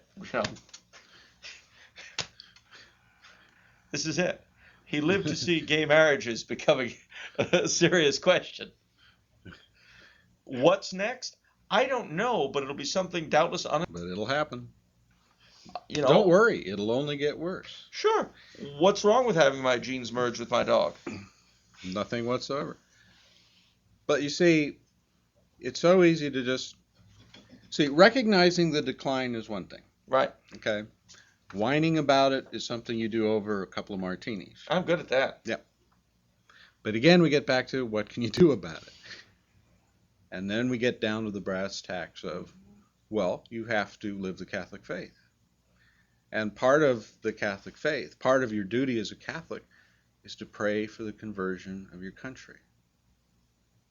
Now, how many of us do that? Do you remember the prayers for the conversion of Russia at the end of the Mass? Those of you who are really ancient and remember once. Okay, well, you would do as well to say those same prayers for the conversion of America. Because you know what? As a country, see, Russia is in a real bad way right now, as you know. But I'll tell you something funny about Russia. They have a culture that was Catholic once, and we don't. They've got, miraculous Madonnas all over the place, and oh golly, all kinds of stuff. We don't have any of that. They're mucked up. Oh yeah, they got all kinds of problems, and from the schism in 1054 to all sorts of untoward things that have happened since, to the 70 years of communism, to the present, tons of troubles, But in the course of time, that's not that long. No. And they have something to go back to. We don't. We don't. And another thing, when we talk about let's pray for our country, let's live a good Catholic life, you've got to ditch the instant coffee mentality about that. Just because we pray for our country doesn't mean we're going to see it convert in our lifetime. Just as when the apostles went out into the world, they didn't see the whole world converted in their lifetime. Not at all. If you figure Christianity became legal in 312 AD, it became the official religion of the empire in 370. From the birth of Christ to the legalization of Christianity was longer than we have been a nation. From that time until Rome becoming officially Christian was longer than there have been white settlements here in the continental United States, permanent white settlements. Think about that, ladies and gentlemen. That's the kind of time frame you have to look at. That is what it may take. Not only that, there's another problem. Like the Roman Empire, which was so bound up with the ancient false religion of the Romans, by the time it was converted, it was unrecognizable. Same could happen to us. What would a Catholic America be like? It's never been tried. How would we know? Yep. I know about as much about it as St. Peter knew about what Theodosius the Great's Rome would be like. The answer is not that much. Which is why you have to try, and St. Augustine makes a good point about this in The City of God, which he wrote when Rome fell to the Visigoths. You have to try, in a sense, to detach yourself from not your country per se, but from its accidents. I mean, you have so many people for whom the big question is whether or not we'll keep the Federal Reserve or the gold standard or ecology. Sure. Or the national health, or whatever. Not that these things aren't necessarily at this moment and at that time important, but they are not that important. Because we live in this world, we do have to be concerned with what's going on in the everyday, but we can't allow ourselves to be submerged in it. You see, in the world, but not of it, says St. Paul. And he was referring to a situation very like ours. In the world, but not of it. It's kind of like I'm sorry, I thought of the description of a worldly monastery who's of the world, but not in it. Never mind. Anyway, point is, ladies and gentlemen, when you look at the golden age of Hollywood, remember that it wasn't per se that the film industry was better. It's that the culture was better. If you look at the film industry today, it isn't that it's worse, it's that the culture is worse. We are worse than our fathers were because we are less Catholic than they were, as they were less Catholic than their fathers. The poet Horace, Roman poet, for those of you who don't know those things, had a very good line. He said, "Injurious time, what age escapes thy curse? Evil our grandsires were, our fathers worse. And we, till now unmatched in ill, must leave successors more corrupted still." That is the way of the world. It is the way of natural pagan man. All things decline and all things die. What the Catholic faith offers is a chance to break out of that trap. First and foremost for individuals, and then, perhaps, and sometimes, to a degree, for nations and for cultures. Do not point the finger at Hollywood. Do not point the finger at Mick Jagger. Do not point the finger, even, dare I say it, at Cardinal Mahoney. Point it, if you happen to be me, here. For those of us in Radio Land, I'm pointing at myself. You know, in Australia, I was on a lecture tour back in '92, and I gave a talk, and this fellow, in the question and answers, he said, I came here for a bit of hope. I was expecting you to talk about some good priest or good bishop, someplace. And I said, mister, if there is no hope, the only place you'll get real hope is the man who stares at you from the mirror and wears your shoes. That's where the hope is. And if it's not there, it's not any place. Forget it. Give it up. Do not look outward, ladies and gentlemen, for the solution. If the solution from where I'm sitting is not where I'm sitting, it's no place. So I have to ask myself, am I working to spread the Catholic faith? Am I working to live the Catholic faith? Am I working to know the Catholic faith? Do you mean if I go before my Creator, I can't blame Hollywood? I will. For the kind of schmuck I am? I will, but you can't. No, of course not. Not Hollywood. Not your mom and dad. Not the Pope. Not me. Not nobody. But I wanted to come here for a message of hope. Okay. Straighten up and fly right. And hope for me consists in blaming everybody else except me. What? Oh, you wanted to be affirmed. Yes, I wanted to be empowered. Okay, grow up. Unfortunately, that is what Catholicism requires of us, is that we grow up. The great cosmic voice saying, grow up. Stop being a nitwit. Start eating solid food now. Because unfortunately, there's no one left to spoon feed us. The cow ran dry, Dave. No milk. That's...